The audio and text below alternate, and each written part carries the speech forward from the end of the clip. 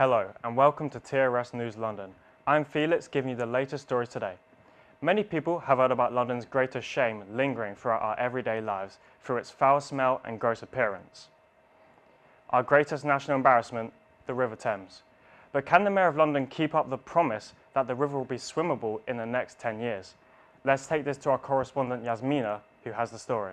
Stretching over 200 miles, the River Thames is a central part of the UK and its public water services. However, as many are already aware, the river is polluted with a large volume of sewage and other waste.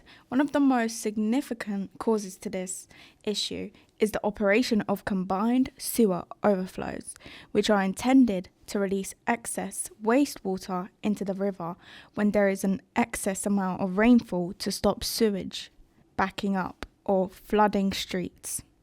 In 2023, the BBC reported that at least 72 billion litres of sewage has been dumped into the Thames since 2020, at least 14.3 billion litres in 2022 and 32 billion litres in 2021, making it the worst year recorded.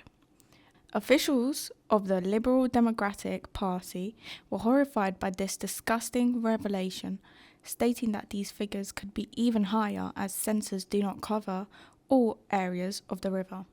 Unfortunately, this is not the only kind of pollution problem that our river faces. The Thames has some of the highest levels of microplastics of rivers in the world as it suffers from a serious extent of plastic pollution. The issue has a multitude of contributing factors, such as the increase in use of single-use plastic items, the microplastics found in clothing and other materials, as well as an abundance of wet wipes thought to be flushable, creating reefs on the shoreline. This growing problem is intrinsically damaging to both wildlife and humans. These animals are becoming entangled in debris and are ingesting this plastic waste as their habitat is being poisoned by pollution.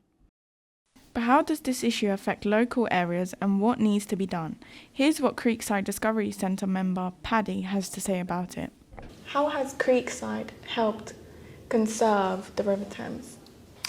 At Creekside, our mission is to inspire people to connect with the wonder of urban wildlife. So we are responsible for a little piece of the planet that we can have influence over. So we influence the River Thames by looking after Deptford Creek. It's connected, all our waterways join up, and we just want to protect this little river. We do a lot of work educating the community and working with local groups to bring them in and recognise and appreciate what lives here.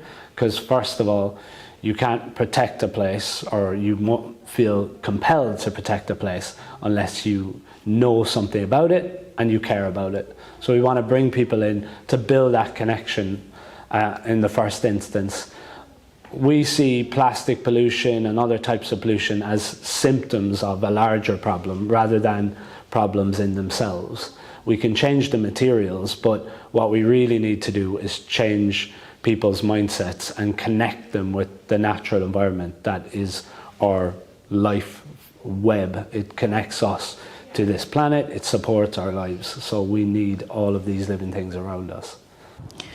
Now that the Thames condition has reached this dire state, how is the issue affecting locals and their communities, and who is it to blame for the problem? A primary school teacher who visits the Creekside part of the Thames each year with the children made a statement on this issue.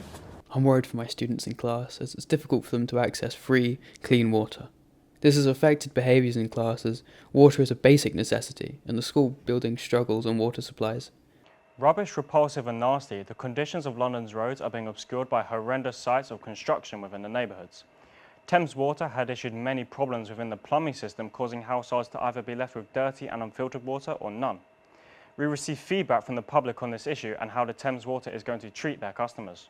Thames Water performances on water services towards their customers had warned that although the leaks were down by 10% from 2017 to 18, levels were still too high, and with an average of 19% of water supplies are lost in the network across the UK.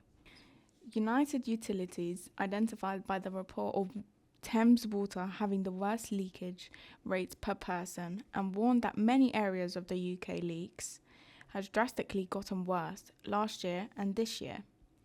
Thames Water claimed that their struggle to treat the sewage against the UK's wettest day on record. However, what about the sewage spills that were illegally dumped in the rivers about 400,000 times? Thames Water, as we know, is the largest water supply company in the whole of England. They acquired a large debt over the years, totaling to £15 billion, which has raised concerns with the public. This is because they have borrowed money from many sources, such as the Australian Infrastructure Bank, when they bought the company in 2006. By this time, Thames Water had consumed a debt of around £10 billion.